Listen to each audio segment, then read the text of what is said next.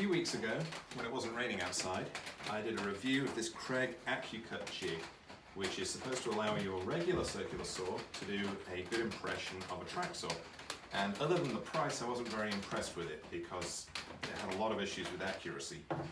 So rather than return it, I got to thinking, how much would I need to invest to improve the accuracy of this enough to make it at least useful for me? And that's what we're going to do today. One of the biggest problems I had with the saw was that there was a fairly large gap between where the sled, which is this blue part here, sits on the track right here, and that allowed the saw to actually pivot back and forth, which is why there is some unsightly scoring along the aluminum rail here. And the first thing I decided was I'm going to need to glue a piece of plastic in there to actually take up that slack so that it's a nice tight fit. And after looking around, I decided that the perfect thickness for that piece of plastic was actually from a CD jewel case. You'll remember CDs, right? So just a thin strip of that glued on here on this side with super glue was all that I needed to actually remove a lot of that slop. This is pretty similar to the piece that I cut from the cover of the jewel case to glue onto the underside of the sled.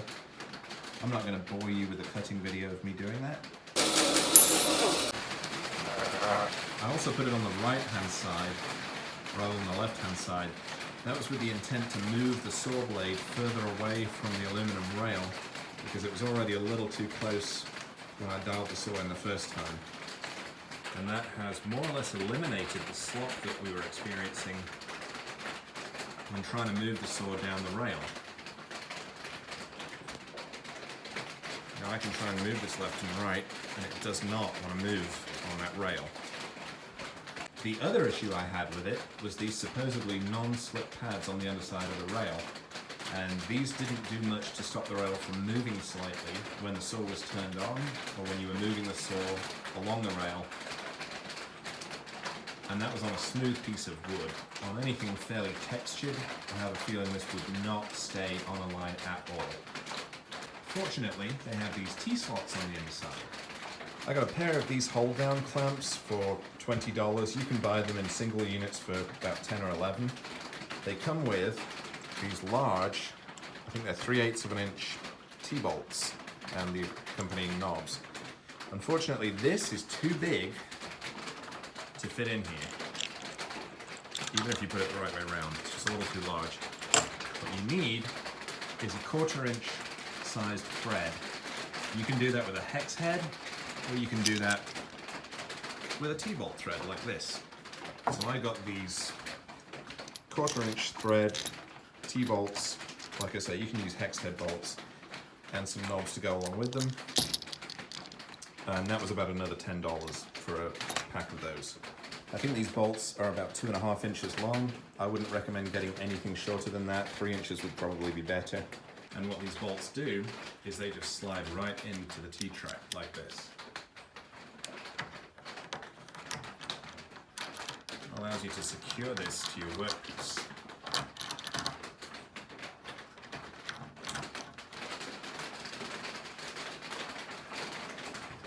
Now that doesn't want to move.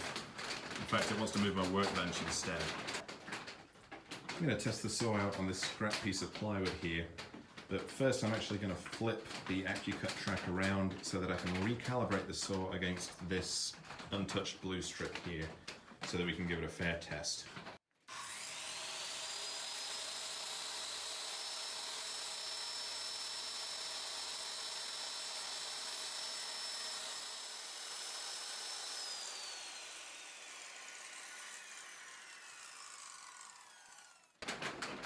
Well, it stinks of burning plastic in here, but straight away I can tell that is a much more consistent thickness, the amount of the blue strip that it's left behind. It's probably hard to see on the camera.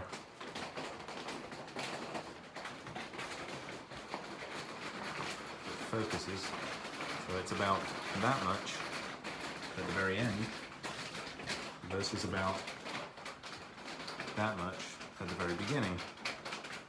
Come on, camera. There. I'm also going to add a little bit more paste wax to this. It was definitely harder to push the sled down the rails, and I think that will make things a little bit easier. Do not sniff the paste wax, you'd love it. I've drawn a straight line down my scrap piece of plywood. Now we're going to try and follow that line with the Accu-Cut rail.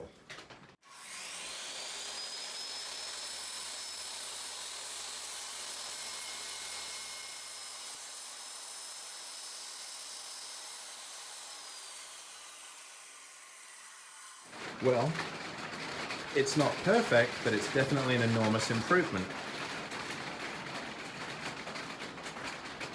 The cut actually looks a lot cleaner.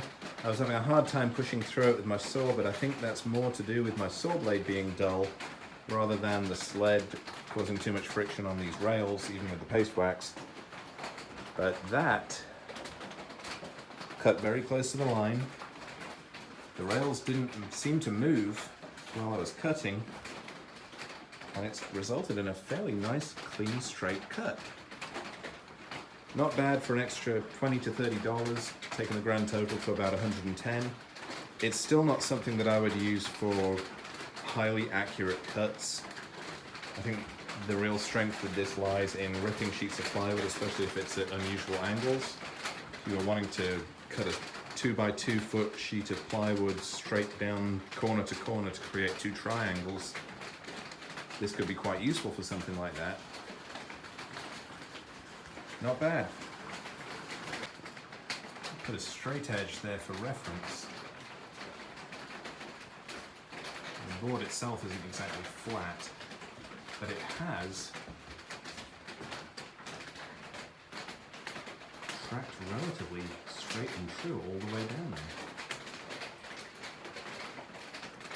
Well, there you go. In conclusion, you need a track saw, buy a track saw.